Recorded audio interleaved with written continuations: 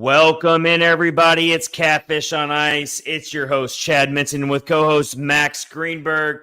This guy just beat me in fantasy hockey. I don't like you right now. Hey, well, guess what? It doesn't matter because we're in playoff season now, and I'm the guy I'm playing. I'm the last seed, so I'm playing the first place seeded team, and we're in a league. So I don't know how you guys know fantasy leagues work, but we're in a dynasty league, and the opponent I have, he bought at the trade deadline. So I'm about to get my ass whooped. I mean, it's about to be come on. the Preds versus the Avalanche 2 years ago. You're playing the Preds role right now, right, baby? You're playing Preds role. It's about to be a very, very quick exit for me. Oh, come on now. Don't be that way. Don't be that way. All right, so we're going to share it on the screen here. Max Greenberg beat me in fantasy hockey. First of all, it's episode 226 of Catfish on Ice with Chad Minton and Max Greenberg. We've had a little time off. I had an injury. Yeah, ugly. Oh, I just put it on the screen. I'm sorry, guys. But I'm trying here. I've been watching the Preds 17-game point streak, franchise record. They've passed that franchise record. 1-0 gutsy win against the Red Wings. I mean, that's one of the most I love those. Personally, I love 1-0 shutout wins way more than the 6-5 track meets, as you call them. Like, people love the back and forth where each team is just, scoring goals left and right. Those are my favorite type of games, and the ones that really have me on the edge of my seat are the ones that types of ones we just watched when the Preds beat the Red Wings 1-0 against a classic old school rival. That rivalry will never die with me, because any of your old school Preds fans will know that Preds Red Wings, you can't ever. I know Red Wings fans probably don't think it the same way, but from a Preds fan perspective, Red Wings are always going to be the GOAT rival, because that was our big brother coming up in the early days. And so it was an awesome game. 1-0 shutouts. I mean, come on now. You don't get that very often today. So, Max, you watched the game. Yep. What did you get from it, man? Well, let me preface this by saying I had to have a little bit of a soft spot because my buddy from college was visiting, and he was a Red Wings fan. So I had a Red Wings fan with me at the game. But it was a really good time. And it was one of those games where the puck luck was crazy the whole game. It was bouncing all around. Felt like the Preds had a few shots they wouldn't able to put on, but once it got that third period, it kept building up more and more and more and more. And the one sequence where the Preds scored, the puck just moments before, like very nearly under the net, then Forsberg takes it and he roofs it in. That ridiculous goal. Real quick, we're going to talk a lot more about that game, but we got the aforementioned fantasy scores here from this past week, last week of our Catfish and Ice Fantasy Hockey League. And you see on the top there, I am Lasagna Mania, so Jeremy Lasagne. And then Max Greenberg is Roman's Empire. And so you really took in your inner Roman Yossi, who is on a heater right now, and beat me by 9 points, which is not a very big winning margin at all. It was that close. And so Roman's Empire, which is Max Greenberg, just takes down Lasagna Mania, which is me. I'm already in the playoffs, so I'm good, but I'm still a little salty that you beat me, man. But good win from you. You see, McMarble King, the only guy on the whole team, the whole league that has a Z to indicate he clinched something. That's the guy I'm facing right there in the playoffs. Let's go down. Where's McMarble King? I don't see him.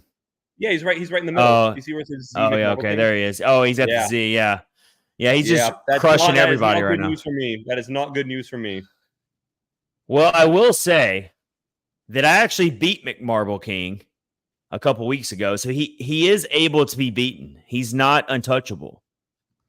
But it's been a great league. A few extra draft picks, so when my inevitable defeat comes, it's not going to be the worst. It's not going to be quite like the Preds 2 years ago, because at least I have a few small assets to play with future for future use. Yeah, this is a keeper league for all of our fantasy hockey people out here. So we are thinking ahead here. There's draft picks involved. There's trades, all these things going on.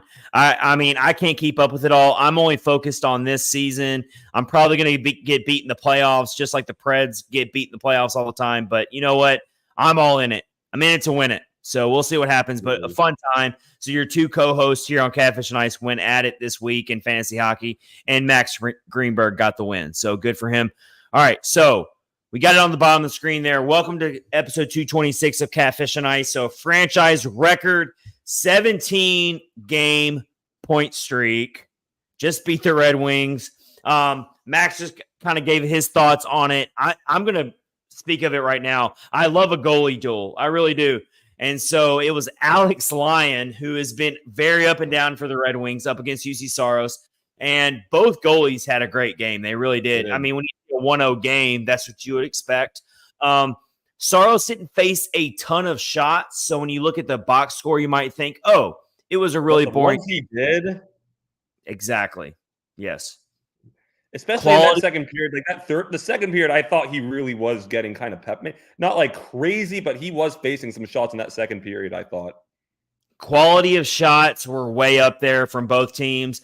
I mean, you saw Patrick Kane get denied on the pad, I believe, by Saros. As usual. Patrick Kane even... I mean, great job by the Bally Sports South broadcast for zooming in on Patrick Kane so many times. But I do remember specifically Saros denying Patrick Kane, and they got in a close shot on Kane, and he looked so frustrated. He was like, seriously with this guy? DeBrincat got denied a couple times by the fan base. The Red Wings fan base is turning on Alex DeBrincat. This dude's been a disappearing act recently. The thing about the Red Wings, they are in a lot of trouble. They are right now. They needed a point. In that game against the Preds, they needed a point, at least 1 point. They needed a point. They needed desperately to get that game to at least overtime because they are in trouble. That Eastern Conference wildcard race is way more up for grabs than the Western Conference. Out of a spot. Yes, you got the Islanders right there who are putting pressure on them. So, I mean, as much as they are a rival, I would actually like to, just for entertainment purposes, I would like to see the Red Wings make it over the Islanders because I just want to see the Red Wings in there. I really do. I mean, for entertainment purposes, I want to see them in there. It'll be better for me to watch. I want to see DeBrincat in there. I want to see Patrick Kane in there. They have a really good roster that's very interesting. No offense to the Islanders, but you don't move the needle for me. I don't need you in there. Sorry. There's more upside with the Red Wings, I think, and I think you'd think as well. Just for entertainment purposes, I would rather see the Red Wings in there. But a very important game, and 1-0 shutout games don't happen very often anymore in today's game.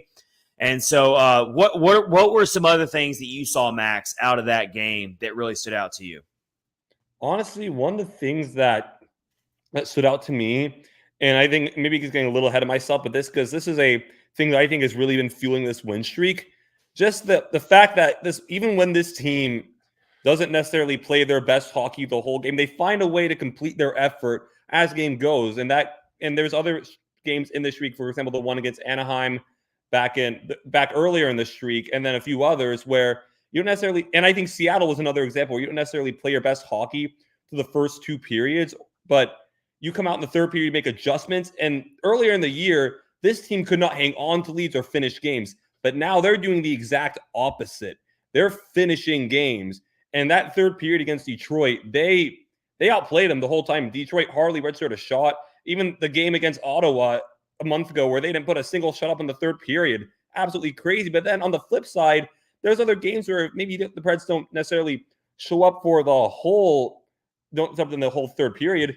They played so well in the first two where they don't really even need to. That Winnipeg game was a great example where the Preds up 2-0 entering the third. They scored 2 goals in the third, and then they gave up 2 goals at the end, but they're up 4-0. So either way, this team is the completeness of games this team is playing And that doesn't necessarily mean, oh, they're playing a whole 60 minutes without an off button, but either they're finding ways to adjust to finish strong, or they're starting so strong that they don't need that. It's essentially over with. And I think that's the latter, man. I think they're starting so strong. And so, like, even against, like, here's what I'm getting out of this out of this Predators team right now, and I saw it against the Red Wings, is even when things aren't going their way, I'm seeing a dramatic shift in improvement when it comes to their defensive abilities right now. Yes. And it's not just, it's not me being prisoner of the moment in the Red Wings game. It's the whole time. It's been sustainable through this point streak. It just really culminated against the Red Wings. Panthers. They needed it against the Red Wings. They did. But I'm saying, like, their defensive structure and their ways that they're defending their zone, because, you know, the offense isn't always going to click. It's not going to always work out. And so I got to give a lot of credit to the Red Wings. They played a really, really strong defensive game. They did. Both teams did. It was a great game to watch. I loved it. I know fans love offense and they love all the goals, but I could not get enough of that game. I was in it. I could not wait to see who was going to crack through first. It was so great. And then you see Forsberg just maneuver that puck in traffic and find it, and just, like, find a way to do something that very few humans on this earth can do. To beat Alex Lyon high shoulder. He had no chance to beat that, to get that puck. I mean, he hardly even knew what was coming by the time the shot was there.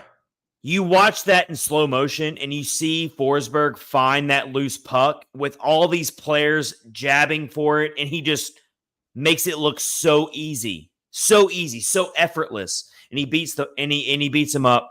I mean, and let's talk about this, Max. So we got the to-do list on the screen there. 17-game point streak, which is what we're talking about now. Are you buying the Preds playoff buzz? I have a poll question that I shared a couple hours before we went live. Got a lot of votes really quick, so I appreciate all of you for voting on that poll because it was the last second thing. So we're going to share that. But are you buying the Preds playoff buzz? We will revisit the possible opponents, what we think about that. Do we think that what qualities does this Preds team have that can win playoff games? Because it's very different than winning regular season games, as we know. Do we owe an apology to Luke Shin? Yeah. I can't wait to talk about that. Yeah, I'm excited for that one too. Future of Cody Glass. He keeps getting healthy scratched. A lot of fans out there. I just wrote an article about this.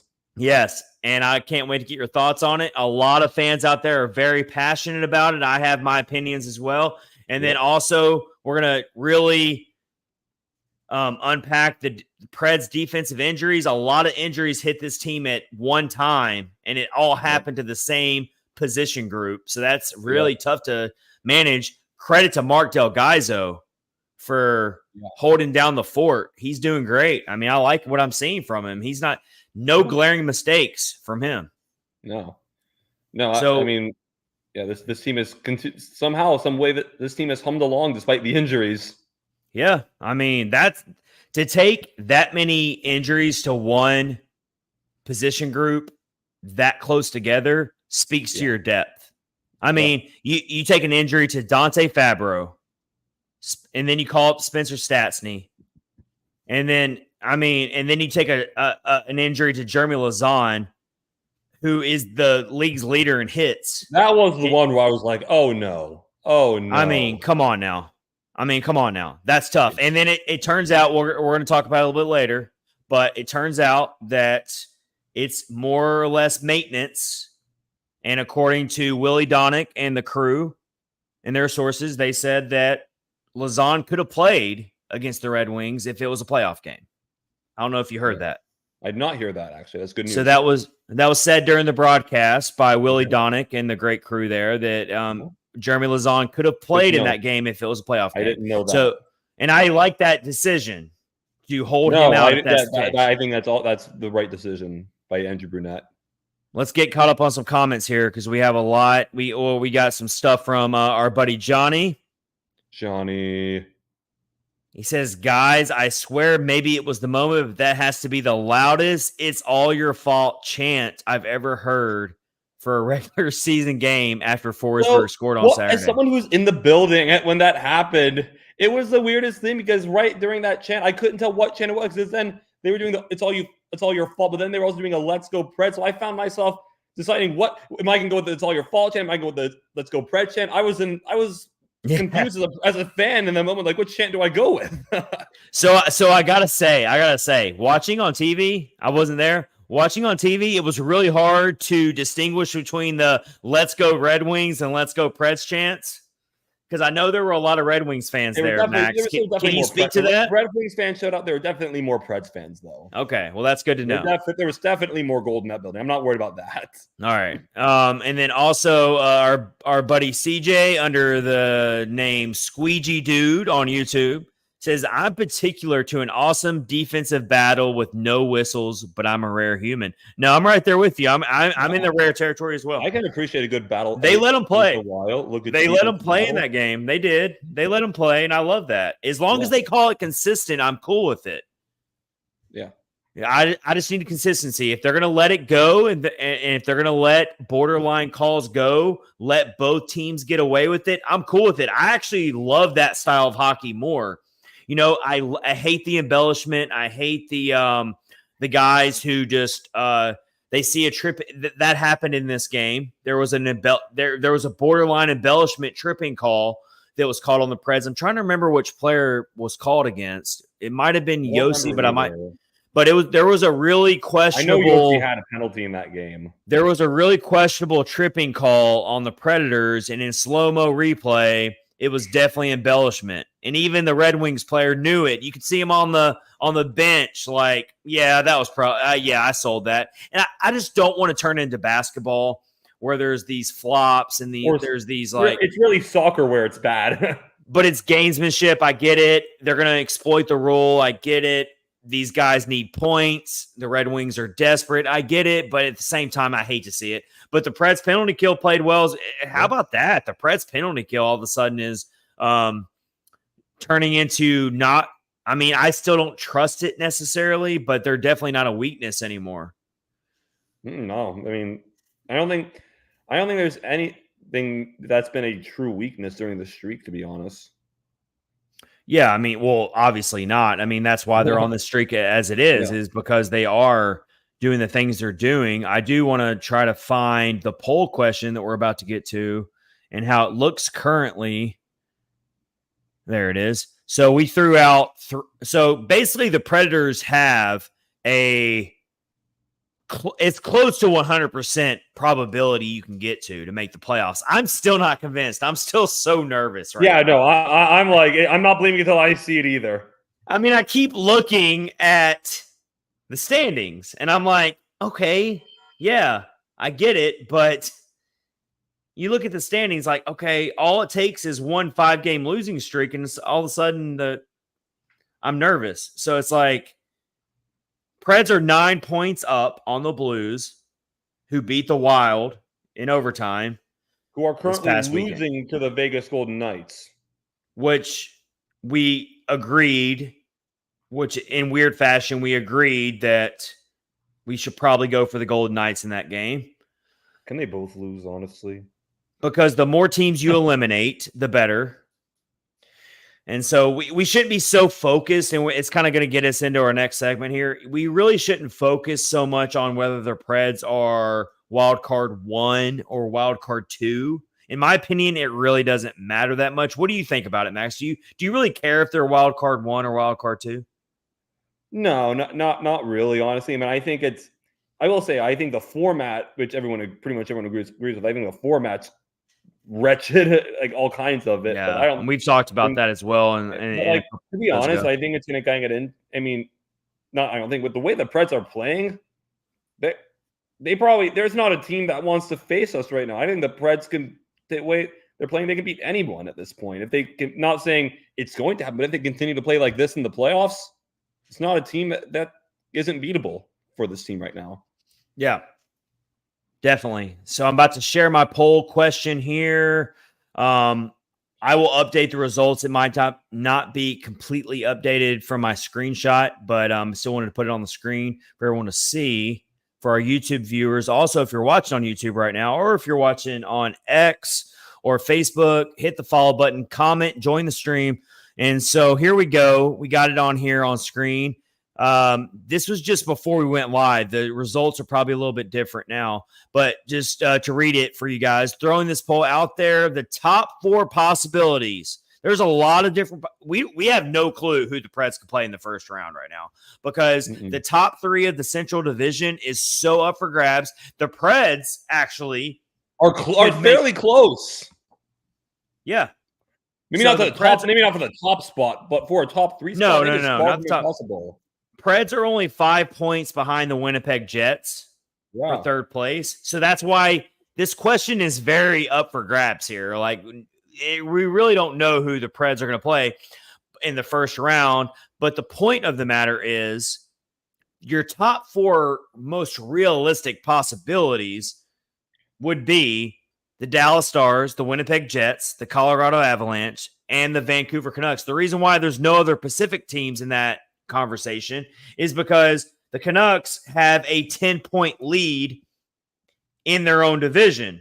Yeah, so in the current NHL playoff format that's so weird, there's really no way the Preds would face Edmonton or LA or Vegas in the first round because none of those teams are going to make up enough ground to get to first place. So it really comes down to 4 teams. And I just put them out there. And so I asked everybody, all of our followers, or who do they give the Preds the best chance to beat? And not who you want to see, who gives the best chance to beat. And we're going to answer this again. Me and Max did this question 2 weeks ago. So I think it's fair that we can change our answers at this point if we want to. But let's just do the poll results here. And overwhelmingly, Winnipeg Jets wins this poll at 57%. You've got Vancouver. I was surprised that many people voted for Vancouver. Yeah, that is surprising to me. Considering that the Preds are 0-3-0 against Vancouver, and all 3 of those games, at least on the scoreboard, were pretty easily decided. I know those games, a couple of those games were decided with some empty net goals, and the Preds were in it early on. But I think the argument for the Vancouver Canucks is the Preds are a very different team than the times they played the Vancouver Canucks, which the last time they played Vancouver was December 19th. So that's right. There is an argument to be had there. Max, you talked about it, man. What scares you about Winnipeg, which is winning this poll, is the Connor Hellebuck effect. They are kind of slumping now, though, or so it seems. I haven't really been with them or game by game, but the fact that the Preds are close now, I still think. I actually think it's pretty much a dead tie between Dallas and Winnipeg because, like, at least from a personnel standpoint, I think the main thing that puts Winnipeg over the edge for me is their goaltender. I wouldn't want to play that, but like with them being not playing well right now, that certainly makes it a more favorable matchup. I will say though, definitely, I think there's a 2 teams. If we're going just 2 teams, I'd rather play one of Dallas or Winnipeg and not at all play Colorado or Vancouver. Yeah. So the way we're just looking at it right now, and I could be wrong, but I'm just doing this quick off the top. If the playoffs started today, the Preds would play the Avalanche, just based on the standings I'm looking right now. Because the Preds are the top wild card team. The Avalanche are the division leader based on tiebreaker scenarios over Dallas. And you've got Vancouver, who is got more points than Colorado by 1. So very fluid right now. But absolutely, that's who you would play right now is Colorado. And I said 2 weeks ago we tried to answer the same question. And I was and Max couldn't believe it. I said I would take Colorado because I think they're a little top heavy. It doesn't mean that I think they're a bad team. Every team you go up against in the playoffs is a good team. So let's just throw that out the window. You got to remember, they are also hot right now. They are hot right now. Kind of like the Preds. But I think what I think about Colorado is goaltending and their defense. Is their defense ready to play playoff hockey? I'm not calling them soft. I'm not saying that. But yeah, they got Cal McCarr. Yeah, they got some decent defensemen. But they were down 4-0 to Pittsburgh last night. And yeah, they made the comeback and they ended up winning 5-4 in overtime. Did you see that, by the way, Max? I saw a score. I didn't watch the game, but I saw it happen. Pittsburgh had them down 4-0. Yeah, midway. I know that. I didn't watch the game, but I know what happened. Yeah, I'm just saying. Look, Colorado's great. They're very deserving for being a top Stanley Cup contender. I think they're exploitable. I don't think they're as good as the last time the Preds saw them. I think the Preds are much better than the last time they saw the Avalanche in the playoffs when the Avalanche swept them and they didn't have UC Saros. And I think the Avalanche aren't as good as they were at that time. So I think the gap is closed between the Preds and the Avalanche. So I think the Preds are better than the Avalanche. I'm not saying that. But anything can happen in a 7-game Stanley Cup playoff series is all I'm trying to say. Now, I got to rethink my answer here on this poll question. I'm not moving off Dallas. I think Dallas is the top Stanley Cup contender. They are built to win a playoff series. They are. And they're playing just as good as the Colorado Avalanche are right now. Now, they are tied with the Avalanche in points right now, but they have an extra game in hand, so that's why they lose the tiebreaker. I think the Stars are deeper than the Avalanche. That's why I lean towards Stars over Avalanche. Is because I think 1 through 4 lines, I think the Stars are deeper. And I think the Stars have a much better defensive corps than the Avalanche do. Both teams, Avalanche and Stars, have suspect goaltending. Both teams do. But I trust Ottinger more than I trust Georgiev. I probably trust Ottinger a little more than I trust Georgiev. I trust UC Saros more than both of them. Well, obviously. So there you have it. There you have it with that. If I got to pick, I might have to go with the popular opinion here and go Winnipeg, though. I'm saying my answer has changed. I think for me, it's a tie between Winnipeg and Dallas, the teams I'd want to play in the playoffs. I don't want any part of Dallas in the first round. I'm going to be on record to that. I'm still going to be on record wanting nothing to do with Colorado. Okay. Yeah. But we're both going to take maybe one. All right. I don't want to see Dallas. I would rather see Colorado over Dallas. That's my point I'm trying to make right now. I don't want to see either one of them, but you got to take a good team no matter what. Right. But, I mean, here, we got our buddy Justin Gambino. He says, I just think the Avs can take advantage when Preds give up their odd man rushes more than all the other first-round teams. That's a really good point from Justin there. Avs have speed to kill. They can – and the Red Wings tried to do that as well. I'm not saying they're on the same level as the Avs, but the Red Wings tried to do that. The speed teams are the teams that scare you in the playoffs. Because you can think you're having a great game against them, and then they hit you 1, 2, 3 out of nowhere because they got speed, they got counterattacks. And that's the one downside to the Andrew Brunette system is counterattacks. If your passing is just a little bit off, just a little bit, you can get exposed quickly. So that's the one thing to worry about. So when you're facing an Avs team, that's the one thing you really got to worry about there. So that's good stuff there from Justin.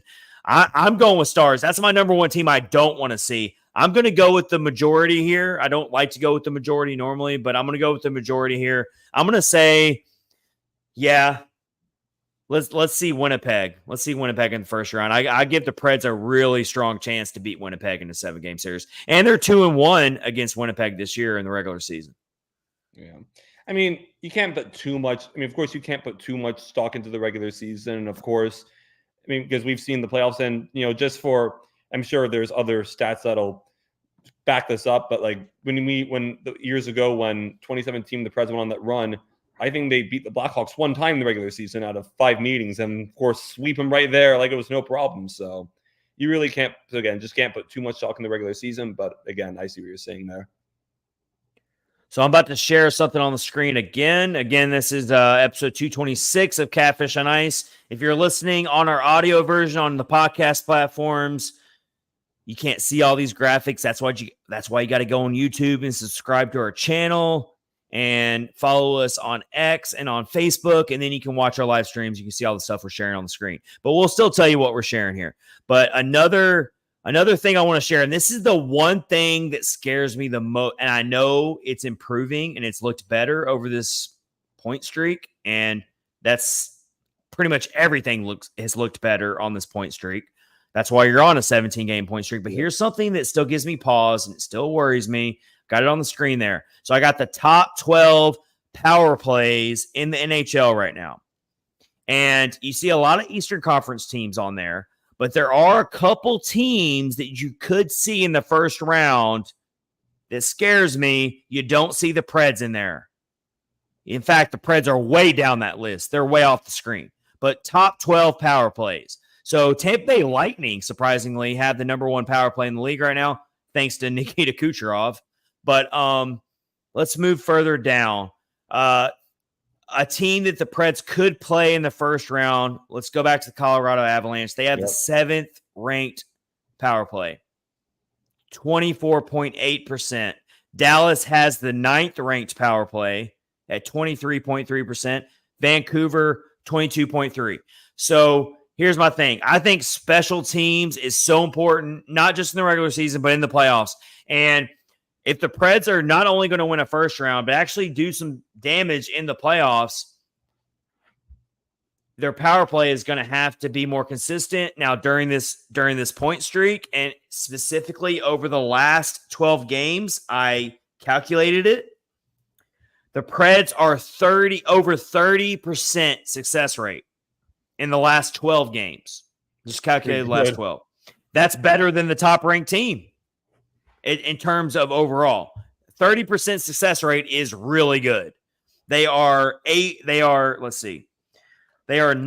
out of 30 for their last 30 power plays. That's ranking. That's going over the last 12 games. So that's really good. They're showing progress. That power play has got to start cooking a little bit better. And it has been. It's been showing some progress. Your top unit is pretty set.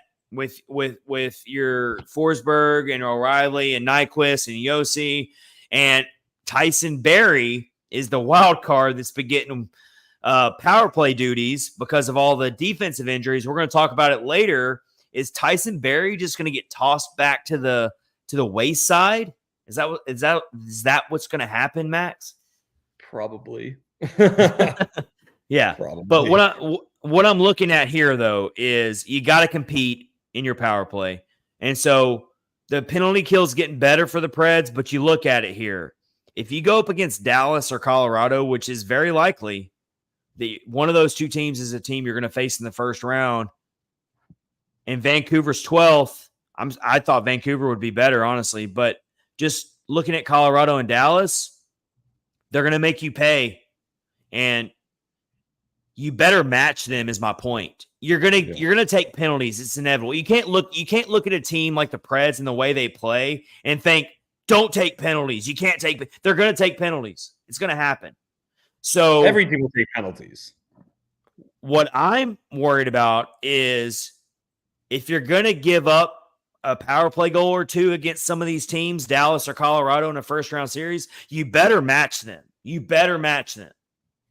And capitalize on your own power play opportunities. That's what gives me the most concern about the Preds breaking their first round curse is, will they be able to capitalize on the power play in the playoffs? I mean, it's certainly better than when it was in January when it was literally nothing. I will say though, it's hard to say because his sample size as a head coach in the NHL was fairly small, but it seems like Andrew, just kind of on the surface, it seems like Andrew Brunette-led teams are kind of susceptible to long stretches of no power play goals. Like I remember 2 years ago when he coached the Florida Panthers, President's Trophy winning team that could score all over. They scored 1 power play goal out of 31 tries in the playoffs. Yeah, I remember that. Yes, I do remember that. So, I mean, again, I couldn't talk about that stat with too much conviction because I didn't really break down the 2021-22 Panthers like I do this Preds team. But like, just with that stat being out there, you gotta that could come back to con us. You never know. Okay, back to fantasy hockey here. So apparently, you winning last night, Max, and beating me kept Justin Gambino out of the playoffs. Oof. Like I say, Justin, don't feel bad. I'm just about to get whooped by Chris, and it'll be like it never even happened. I love the underlying storylines here. All right, I didn't even realize all this. So you just knocked out. Hey, Justin, I came to win. I did not tank. I promise you that. Oh, I didn't tank either. Well, I wanted to win. I always come to win. I always play to win, especially against the co-host here. Kucherov let me down last night. He is my breadwinner. He scores like 10 points a game for me in fantasy hockey, which is insane. The fact that he didn't score for me screwed me over too. So I'm sorry, Justin. Me and you both got screwed over. But congratulations to Max again. And so sorry to Justin. So sorry for Justin for missing the playoffs, but it's okay. All right. So a quick update here. Vegas is still beating St. Louis 1-0. They're at the second intermission. Yep. We've all agreed that even though Vegas is the second wildcard team, we would much rather St. Louis leave this game with 0 points because that just makes the Preds playoff magic number. Has to leave with 0 points. That game cannot end in overtime. I think it's more important for St. Louis to leave with 0 points because that makes the magic number for the Preds that much lower.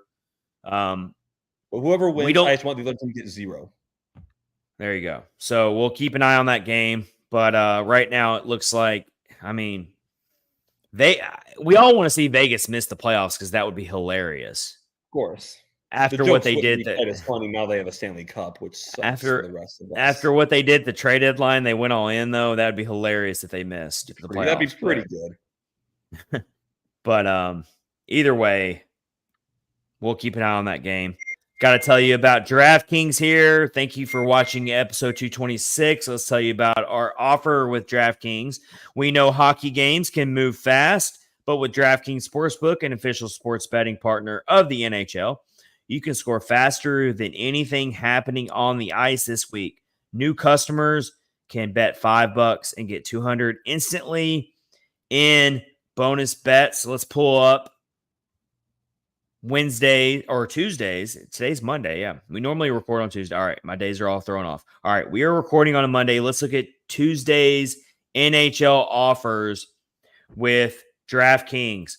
We got the Boston Bruins at the Florida Panthers. That's got President's Trophy implications there, Max. Right now, it's a very close game, very close line, but the Florida Panthers are the home team, and DraftKings has them favored. Flyers, Rangers will be a good game. We got Carolina Hurricanes at the Pittsburgh Penguins. Red Wings at the Capitals. You might as well call that a playoff game. That's great. Yeah, doesn't get more important than that in terms of the implications. That's going to be must watch for any hockey fan. And right now, DraftKings has it virtually a toss-up. I mean, you can't get closer odds. So you got that game to look forward to. Let's look at the Vegas Golden Knights and the Nashville Predators. Right now, it's a slight favorite because they're at home, but DraftKings is favoring the Predators. Good. But it's close. It's not a heavy favorite at all.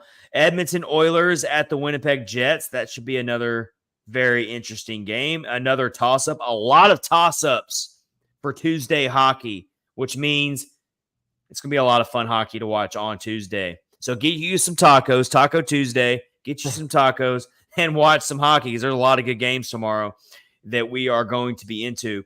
All right, so download the DraftKings Sportsbook app with code THPN. New customers bet just $5 on the NHL and get $200 instantly in bonus bets. Only on DraftKings Sportsbook with code THPN. The crown is yours. Gambling problem? Call 1-800-GAMBLER. or visit www.1800gambler.net. In New York, call 877-8-HOPENY or text HOPENY. That's 467-369. In Connecticut, help is available. For problem gambling, call 888-789-7777 or visit ccpg.org. Please play responsibly on behalf of Boot Hill Casino and Resort in Kansas. 21 plus, age varies by jurisdiction. Void in Ontario. Bonus bets expire 168 hours after issuance. See dkng.com/hockey for eligibility and deposit restrictions, terms, and responsible gaming resources. NHL and the NHL Shield are registered trademarks of the National Hockey League. Copyright NHL 2024, all rights reserved.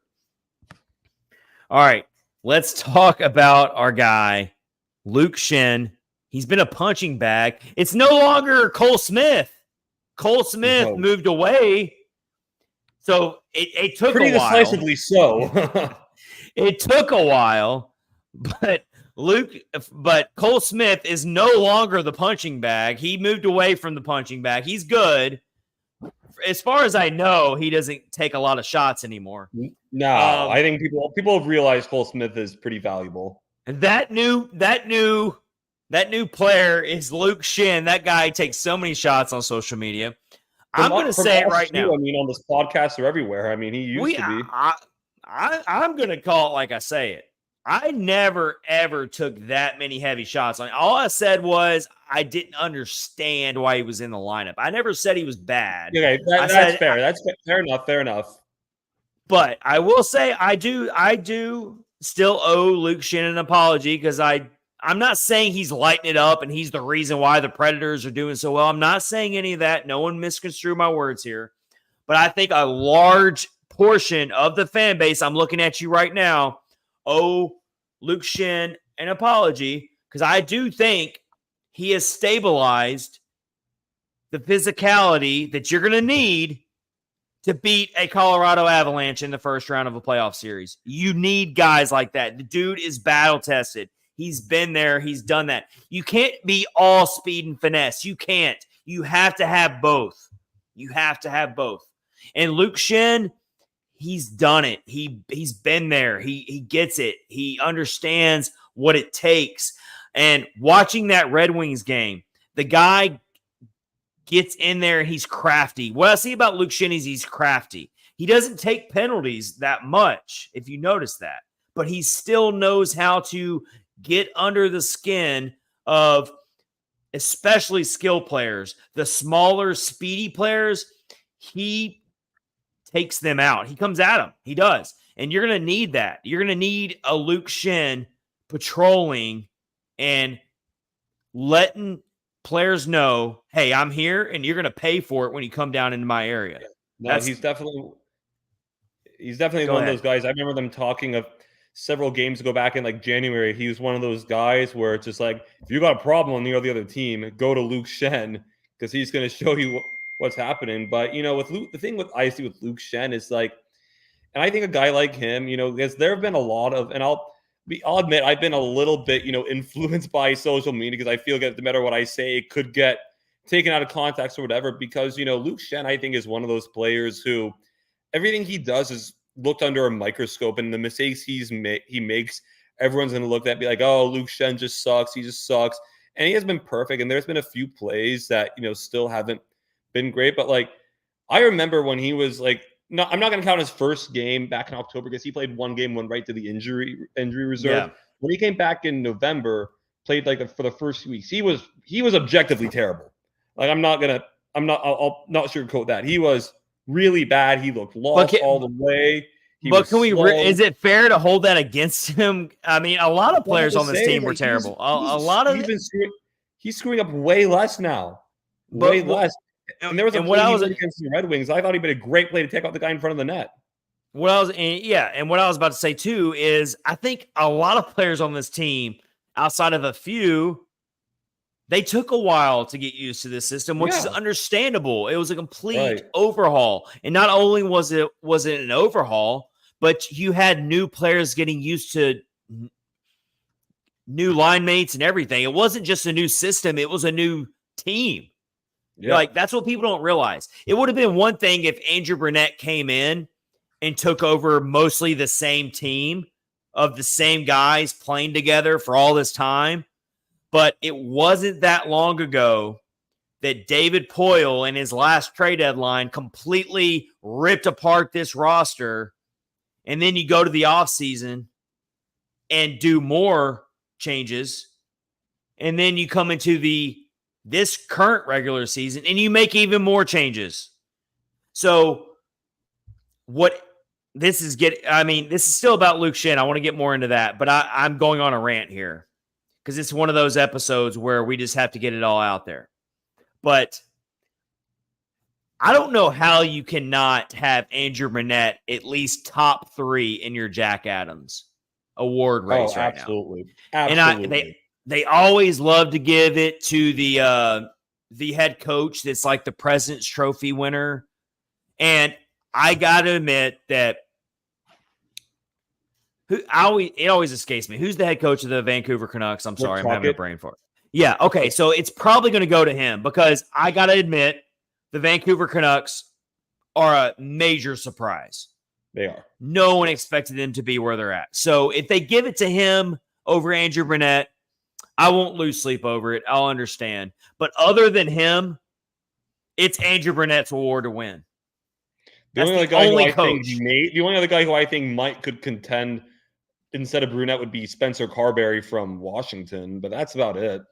That's only if they make the playoffs, and even then, right. What Andrew Brunette has been able to do and accomplish in such a quick turnaround with a new GM, with new players, with a new system he's introducing, doing more with less. And that's nothing against the players he has. They're great players, and they're proving that they're way more valuable than what we thought they were on paper going into the season.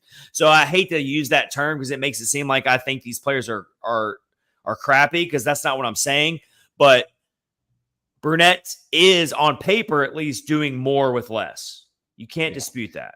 And I tweeted this the other night, and I'm going to say it again.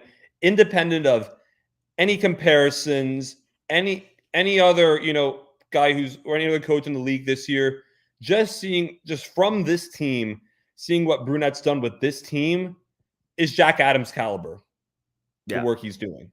And that's all I say again. That I don't know who's going to win it, but just I can say from what I'm seeing Brunette do, he deserves it whether or not he wins it.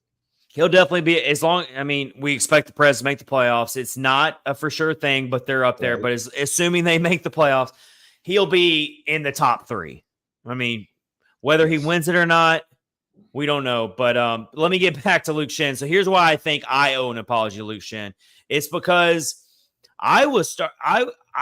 from the second he was signed in free agency, I was so baffled and I was so confused by it. I was like, what is going on? I get it. He's got Stanley Cup pedigree. He's been around. He's all this. I understood Ryan O'Reilly. When I saw Ryan O'Reilly, I was like, I like that. Like, this dude's a leader. And I'm not saying Luke Shin's not, but when I saw Luke Shin, I was so confused because the Preds are loaded with defensemen. And we've been dealing with this all season. Like, what are we going to do with Fabro? What are we going to do with Carrier? Like, what are we going to do with Tyson Barrie? I was just so confused, like, adding Luke Shin to the mix. But it's all kind of come around for me, and it's taken some time. And you're allowed to change your opinion. That's the beauty of sports. I get so sick when fans come at you on social media and they're like, well, 6 months ago you said this. And I'm like, well, yeah, a lot's happened in 6 months. Like, it's called sports. Things happen. But that's kind of my point about Luke Shin. My opinion has changed about Luke Shin over the last 6 months. And so I do owe Luke Shin an apology. I appreciate the way he plays. I appreciate his craftiness. That's the word I like to use about Luke Shin, is he's crafty. He's smart.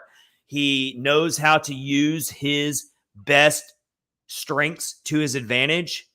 And the only knock I have on Luke Shin, and I'm not going to change how he plays because he's a Stanley Cup winner and he's not going to listen to me, and I would never want him to listen to me. Right. But I really wish he would cut back on the soft blue line shots that get blocked and turn into 2-on-1 scenarios in Saros's net.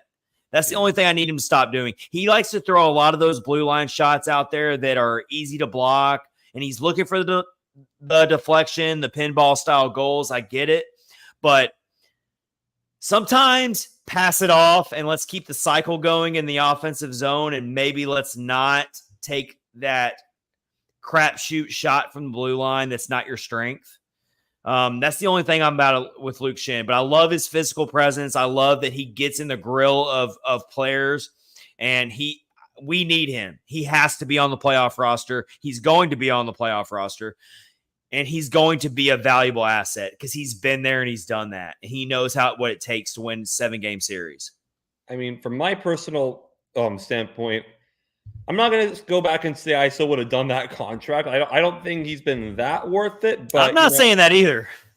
But what I will say is, he's definitely not the same player he was. And, I agree with your point, Chad. It takes time to acclimate. He's not that same player who just couldn't stop screwing up. And, again, there are legitimately good things with Luke Schenn, the physicality, the experience. And like I say, people like him being that player where if you got a problem on the other team, deal with Luke Schenn. That I appreciate. Absolutely. And it goes back to my point. You can't have all finesse players. You can't have all offense first players. You got to have a blend of those types of players. And so for Luke Schenn, he can absolutely serve his role in the playoffs. Yes. If you're relying on Luke Schenn to provide you offense, you're already screwed. You've already lost. It's over and it's done with.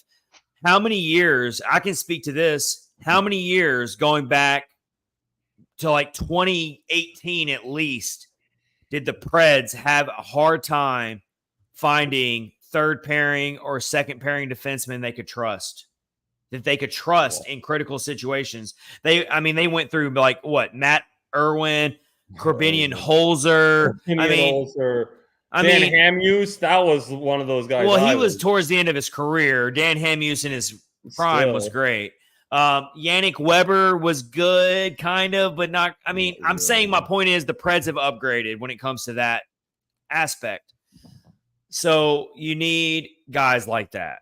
They can just be a mountain of a force in the playoffs against a team like the Avalanche or the Stars. Because guess what? Those teams are going to have those types of players too. Not all of them. The Preds, everyone in the league knows the Preds are one of the heaviest hitting teams in the league. I think them and the Boston Bruins have gone back and forth with the most hits in the league all season. I don't know who leads the league right now. I haven't checked it lately, but I know the Preds are up there. They're one of the Jimmy Lauzon's probably inflating a lot of that. Yeah, probably. And he's going to be back. He's going to be back for the playoffs. Yeah, it sounds like it. So we're good there. I feel really good about that. So I do owe an apology to Luke Schenn. I did underestimate him a little bit. I still don't love the contract, but that's not his fault. Right. I do think he's going to be a valuable asset in a playoff series. And let me also say, I'm not accusing anyone on the Preds fan base for doing this, Luke Schenn, but I also hate whenever people look at a player with a big contract, be like, oh, I hate that player. You never blame these players for signing these contracts. They're being offered to them by the teams. Blame the front offices. You can be mad at Barry Trotz all you want for that contract. Don't be mad at Luke Schenn. No, and I don't think that was ever overall the case. I don't think so either, but I'm just saying, some people I do see have that mentality and that just I can't stand that. Yeah, that's just casual fans that aren't. Yeah, I think some fans were just upset more at the front office for the contract, and I get that. I totally get that. All right, let's move on to the next thing that also has fans really passionate and really upset, way more than Luke Schenn. Mm-hmm. And Max, I want you to lead this segment, but it's all about Cody Glass here, and we've talked about it a bunch in the past, but I don't see a path forward for Cody Glass right now. I really don't. The team's on a 17-game point streak. And I threw this out there. I got a lot of comments on social media about it. And look, here's how I lay it out. And then I'm going to get your thoughts, Max. Yep. My thing is no one on this current team deserves to be healthy scratched. And when you're a good team, that's going to happen. Now, is it fair No, of course it's not fair. Cody Glass is a great player. He deserves to be playing somewhere. He doesn't deserve to be healthy scratched. He got a hat trick in his last game. That's crazy to think that he's not playing after that. But you got to think about it. You got to put your emotions aside. You got to put your bias aside about how much you love the player and think about it from the point of how are you going to put him in there when he has had a very inconsistent season. He was starting to trend up, but how are you going to take some of these? You can't take anybody out of the starting lineup right now. It makes no sense. Put your bias aside. It sucks for Cody Glass. I get it. I can promise you that him as a winner, as a competitor, he's upset about it, but he gets it. It's just the way it is. It's sports. It happens. Yeah. This team's on a heater. You can't take anybody out right now. Now, here's where I have to push back, I will say. Okay. All right. And push back. Because what had to happen when Jason Zucker and Anthony Beauvillier were acquired? You had to mess with the lineup a little. This team was already on a heater. And it's already happened. You got the injuries on defense. You already messed with it enough. And like this team, I don't think this team has proven at this point in the streak and how many players been out, they're not going to fall apart from, one or two players, being switched. They're too strong for that right now. But here's the thing. Now, the other question is, now who do you take out? Now, that's the bigger question here. Well, you can correct me if you think I'm wrong. I don't think I've seen much from Anthony Beauvillier, really. Yeah, but you're not going to take him out, right? Here's the thing about it. I'm glad that you brought Anthony Beauvillier up. So let me address that, and then I'll get your thoughts on that. Look, you can't make – I agree that the overall returns from Anthony Beauvillier has not been strong, but it's more or less eye test for me. I think Anthony Beauvillier is actually playing pretty well for playing for a new team in the role he plays. He's hitting hard. He plays with a ton of speed. And I look at I compare Anthony Beauvillier more to what I was seeing out of Dennis Garyanov, who's now gone. I see more speed from Beauvillier. I see more physicality from Beauvillier than I do see from Garyanov, who's gone now. And I think that Beauvillier, he's missing certain plays. He's in the right position to make the right plays. And we're talking about one poke check away, one slight second off of timing, and he's already got a couple goals under his belt. So I get it. That's the first player you think of to take out of the lineup to put Cody Glass in. But again, I'm trying to ask people, put your personal love and bias aside for a second when it comes to Cody Glass and think about it. Okay, I can get on board with people when they say, well, we should have never gotten Beauvillier to start with. I can get on board with that. I understand that part of it, but they've already done it. It's done. It's over with. You can't take it back. He's in this lineup. I don't see how they did that for a reason. And it's because for whatever reason, they do not strongly believe in Cody Glass right now. I guess if you look at it that way, that definitely makes sense. But I guess the way I see it, and again, there's definitely some emotion going into what I'm saying. But I just think with what you've seen from Beauvillier, not having done too much, you haven't seen a ton from Jason Zucker, but he scored a few goals. And I think I would say I've seen a little more from him than I've seen Beauvillier. I really don't see what the harm is, because I'm sure because Glass was already – it's not like he was playing center when he was already playing the wing, so that's already a fairly easy switch. So I would do that switch. At least for a game, see what happens. And it could happen. And because especially with how the Preds offense wasn't really a factor in the last game overall, and the depth, because in the game against Florida, even that game, it was all first-line goals. So in the past few games, the depth really hasn't been there from an actual production standpoint. So I think if there's really any time you're going to bring Glassman back in the lineup, this is the time to do it right now. You are right I do agree with you there. I definitely agree with you. I think that with the games you have remaining, you got to find a way to get Glass some playing time. And because the roster you have right now doesn't have to be set in stone. When you do lock up this playoff spot and you're going in, that's going to be a whole nother set of decisions that this coaching staff's going to have to make in terms of who are we taking to the playoffs? And I'm not saying Cody Glass should just be dismissed. And I'm not saying that at all. So I do think that Cody Glass is owed a chance to get in the lineup and perform and compete. And I think that's fair, and we'll see what happens. I mean, I know the fan base is really fired up about this, and I get it. I'm not saying they're wrong, but this is a good problem to have, is all I'm trying to say. This is a good problem to have. I agree with that. You've got a lot of players. Yes, it is. You've got a lot of players who deserve to play right now. Yep. And that's not just on the NHL roster, but even in the prospect pool, you have players who deserve to play. Sure. So it's a good problem to have. We'll see. We got another comment coming here from Justin Huffman on X. The conversation about number 21 can be like how the fan base used to see number 2. It took a while. Clutch now. Number 2, who are we talking about? Shen. Okay. Because he wears number 2. Yeah. Yeah. So there you go.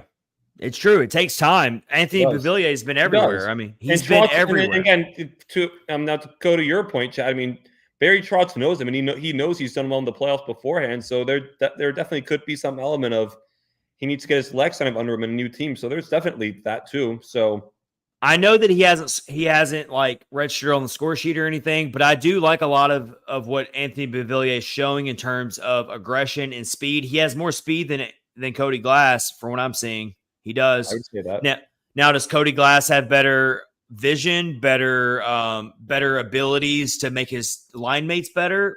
I think so.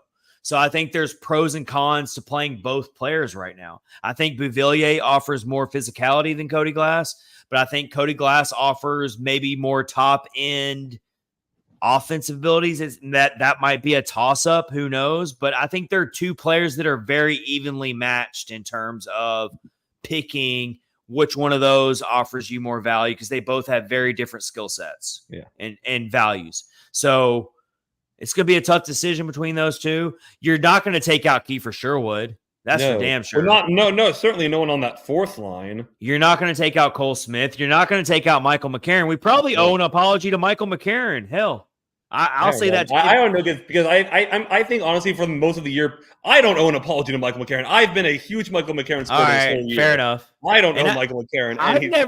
I've never heavily bashed Michael McCarron either. The only reason why most of this year, I think people really now where people really do owe an apology, everyone freaking out about that contract extension. You guys all owe an apology, and I was one of the few people who said I like that. You guys all owe an apology there.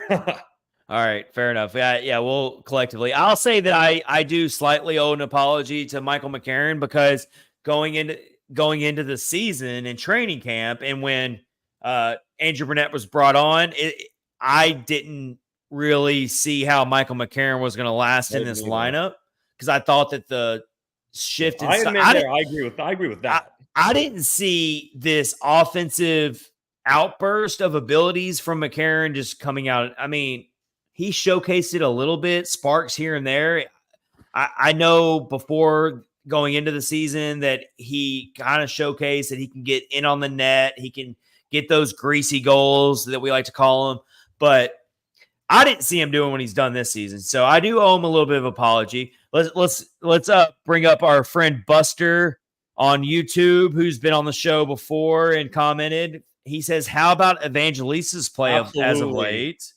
Oozing confidence. Yes. Evangelista, his puck handling abilities is out of this world. How about one other player we should talk about in this lineup? Mark Jankowski. You want to know the Preds record when he's in the lineup this year? Hold on, timeout. If we're apologizing, we also get credit. I have been on Mark Jankowski's wagon for months. Yes, you have. Give me my kudos for that. No, absolutely. But Mark Jankowski's record in the Preds lineup, when he's in the lineup, the Preds, I believe at this point now, 17-2-2. Like, he's legit kind of a glue guy for this lineup right now. He's a glue guy, and he gets back on to how Andrew Burnett's case for Coach of the Year. Yes, and he gets back on defense. The thing I love about Mark Jankowski is he he is a master of poke checking and takeaways. Like I know there's been numerous instances in the last few games where Jankowski gets back on a rush and either blocks or takes away a puck from a player who was about to get a shot on UC Saros or Kevin Lankinen or he's whoever. Been far from a slouch offensively either. He does so many things that just get overlooked unless you just really go deep into the analytics or whatever. But he is such a crafty player. I love that word. I'm going to use that for him too. He's crafty. He's smart. He knows his role. He's another player that, that's kind of taken away a spot from Cody Glass. Yes. That one I fully agree with there. And Cody Glass has my article he should not be one of those guys taken out. And Cody Glass is another player that has way more of a higher ceiling than Jankowski because he's younger and has more of a future ahead of him. But this Preds team this front office, Barry Trotz has already made it very clear they're thinking about now. Yeah. They think this team can win in the playoffs. They wouldn't have done what they did. They didn't feel that way. So they're making decisions based on now. And so I don't want people to freak out about Cody Glass so much because the front office and Andrew Burnett, they might, for whatever reason, we might not see it and understand it, but they think that Cody Glass is just not quite ready, even with a hat trick. You can't take one game and see a hat trick. And I know he was playing good before that too, and he was getting better. But you can't be prisoners of the moment here and think, oh, he got a hat trick, and Cody Glass has a lot of real estate ahead of him to have a great NHL career. So I don't want people to freak out, but right now the team is just thinking in the now. And so they're going with the recipe that's working, and what's working is your Mark Jankowskis and your Cole Smiths and your Michael McCarrons. All those guys are cooking right now. And you can't disrupt that.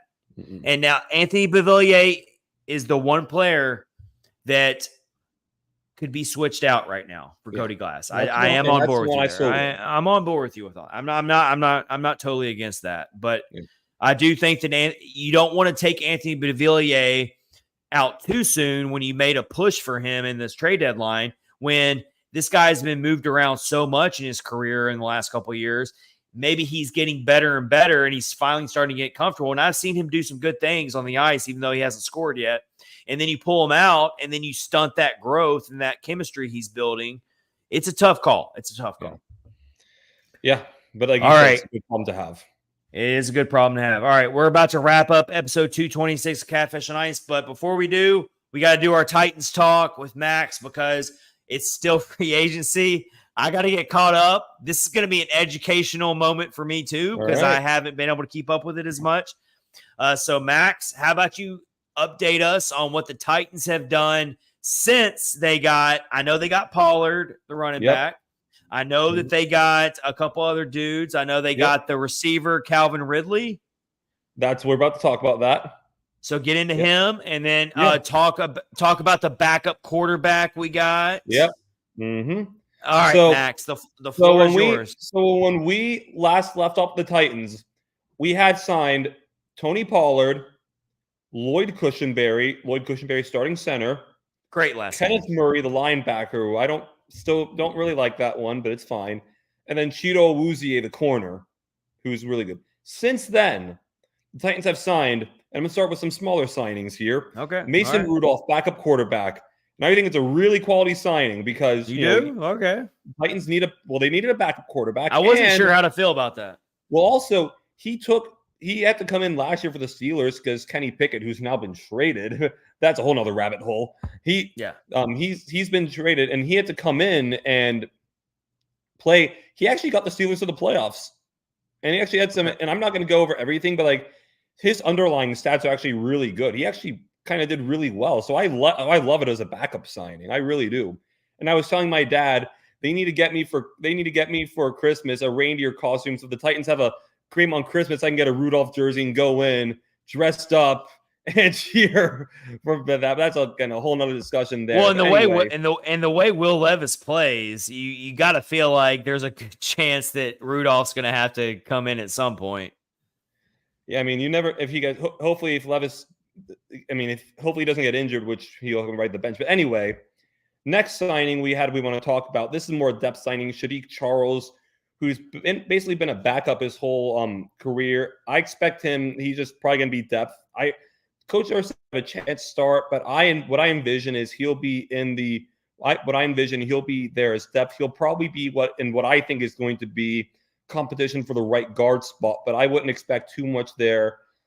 We also signed a defensive tackle, Sebastian Joseph Day, who's no stud or anything, but he had his best year alongside Aaron Donald, who just retired, which hell of a career to him, Hall of Famer, all that. But anyway, Sebastian Joseph Day, I think is going to be a decent signing as far as, what we need this year to fill in a little bit of depth on the interior on the defensive line. We also re-signed kicker Nick Folk, who had a really, really good year last year, and for once gave the Titans a situation at kicker. They don't have to worry about it. But anyway, the two big signings we want to talk about here, and you mentioned the first one, Calvin Ridley. Yes, signed please. For the Jacksonville Jaguars. I need to know about that one because I like it. I like it. Yes. I know that he's a little bit of a streaky player, but he's not going to be the number one, right, Max? He's going to be the number two behind D-Hop. Here about to tell you some stuff. So on paper, there's going to be a few red flags with him just like on the surface. Number one, him being 29 years old. But you also got to think, the kind of player he is, he's going to age better than a normal receiver. I mean, we're already seeing DeAndre Hopkins play into his 30s, but also Calvin Ridley essentially he was drafted late. He was drafted at age 23. And he essentially didn't play football for 2 years. So when it comes to tread on your tires a normal 30-year-old would have, he doesn't have that at all. So he's going to be much more fresh than a 29-year-old normally would.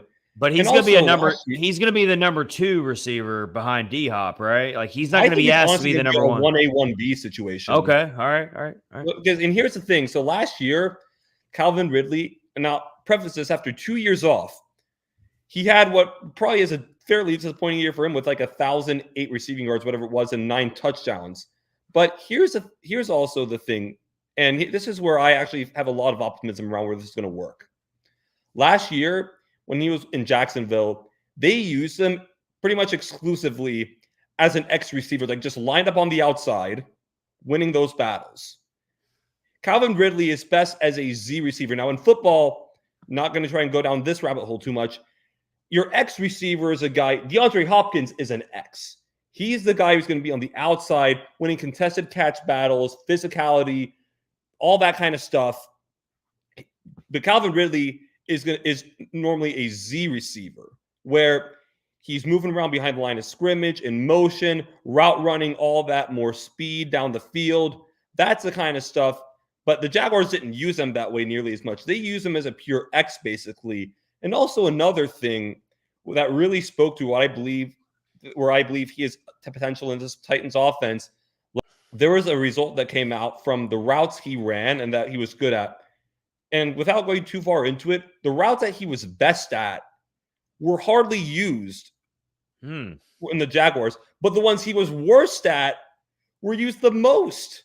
Okay. And where I really believe the Titans are not going to make this mistake is he mentioned because he had, of course, his press conference and other media availabilities, he mentioned that he felt that he was misused a bit by Jacksonville, but he's talked to the coaching staff here and he feels a lot better about being used properly. And also another thing, and this is where I really believe it's going to be different. The Titans offensive coordinator, Nick Holtz, last year was the passing game coordinator for the Jacksonville Jaguars. And if he's coming to the Titans, and if Calvin Ridley is confident that he's going to be used better, then you got to believe that not only was Nick Holtz banging the drum to go sign him, but he's also probably saying to Brian Callahan and all the rest of the coaching staff, hey, they didn't use him correctly. Here's what we got to do to use him more properly. So that's where I really think the Calvin Ridley signing is going to work out. And again, it's a lot of money. It's a gamble, but I think it's a good gamble to take. It's a great use of cap space and a guy that's going to be a huge help for young quarterback and Will Levis. There you go. And also they expect the wide receiver market to go up even higher. So this deal will look even better maybe Oh 2 yeah, years down the road. absolutely. So But all right, go to the next guy. yeah, Who else the we next big thing that happened, and this is the final big move that we've seen so far for the Titans. This past Friday, cornerback L'Jarius Sneed from the Kansas City Chiefs was traded to the Titans for a third-round pick, next year third-round pick, and a seventh-round pick swap. And L'Jarius Sneed, and this was really well done by Rand Carthon, Titan general manager. It had come out that because the Chiefs franchise tagged him, and in case you don't really know how like it works in football, they have this thing called the franchise tag where you can use it to prevent your really good players from hitting the market. The Chiefs, they use a franchise tag on L'Jarius Sneed, but they did it, and from a realistic point of view, they really knew they couldn't re-sign him. They were doing it just to say, hey, let's at least not lose him for absolutely nothing. Yeah. Let's try to get a little something. They didn't get what they really got, but it very much seems like they accepted it from the start, saying, look, we just want to get something. But the whole time, from everything we'd heard, and the results basically confirmed this. It was not the trade. It was not the compensation the Chiefs wanted to return. It was L'Jarius Sneed. He wanted like the annual average value and guaranteed money of like the highest paid quarterback in the league. But Rand Carthon the whole time was like, no, we don't want to give you exactly the highest money, because he's like, look, while we have cap space, we still have we have a ton of other needs, and we're only going to go to a certain limit with you. And the Titans held their ground, and they got it done. They brought him in, only the 8th highest paid corner in the league, under $20 million a year, and only $50 million, I believe, guaranteed. Really, and this guy's legit. This guy's legit. This guy's good. He was going to be the top free agent corner available if he hit free agency. So how much does this guy move the needle in terms of the Titans? I know they're not going to be a Super Bowl contender, but are they going to be? Does this guy at least make the Titans much more competitive and better, even though they're still a rebuilding team? He is one of those players that legit moves the needle. And let me just say, the Titans just overhauled their secondary, replaced both starting corners. When Chidobe Awuzie signed with the Titans, I was operating under the assumption, okay, he's going to be our corner one, and that's going to be okay. But not even anymore. Chido Awuzie would probably be, and I'm not saying he's like the stud corner, but he would be a corner one probably on most NFL teams. So we got some good cornerbacks. We got some good cornerbacks. Right now, at least on paper, we got some good corners. On paper. Yeah, and I mean, and then Roger McCreary, another year, he's going to be. Now, Roger McCreary will fully be in the slot this time, which is where he needs to be. Here's my player that I'm like, can this guy finally figure it out? And it's Treylon Burks. I mean, come on. I will say I kind of did a pretty quick 180 on my opinion of him. I am not expecting. I mean, he was drafted right after the AJ Brown thing, and everyone was thinking, oh, can he replace AJ Brown? He plays similar to AJ Brown. I hope for a while, but it's I'm not. Well, it's still good. It's still really good news. I love the update. We got some good players. The way I look at the Titans right now is it's a work in progress. It's going to take some time. A work in progress, absolutely. It's a hard crash down, a hard crash landing, considering that they had the Patrick Mahomes Kansas City Chiefs down 10-0 in the AFC Championship game not all that long ago. So I still remember where I was. That was right before the COVID shutdowns happened and all that stuff.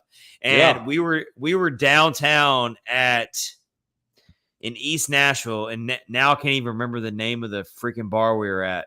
But it was leveled by the tornadoes that hit East Nashville that year. Oh yeah.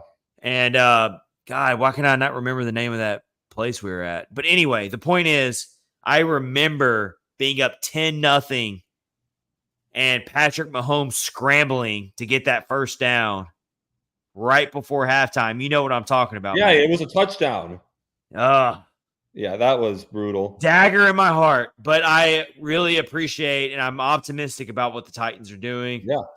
I like Grant Carthon. I do. Yeah, I really do too. I'm a big fan of what he's done so far. So I wasn't crazy about the Mike Vrabel firing, but more news came out, more stories came out on that about he's not an easy coach to deal with. And yeah, I like the Callahan guy. I liked his press conference. So yeah. fun, good stuff. All right, that was Titans time with Max Greenberg. That's going to wrap up episode 226 of Catfish on Ice. A lot of good things happening in Smashville right now.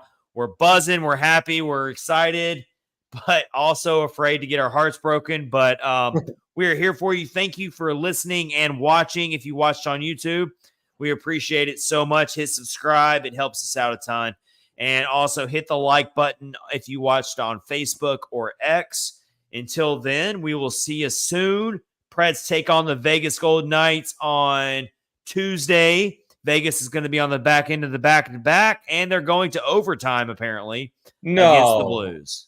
Oh, yeah. That's not what we want to happen. Not what we wanted, because now both teams get at least a point. But it is what it is. Yeah. Preds just got to keep doing what they're doing. But until then, we will see you soon. Take care, everybody. See you later.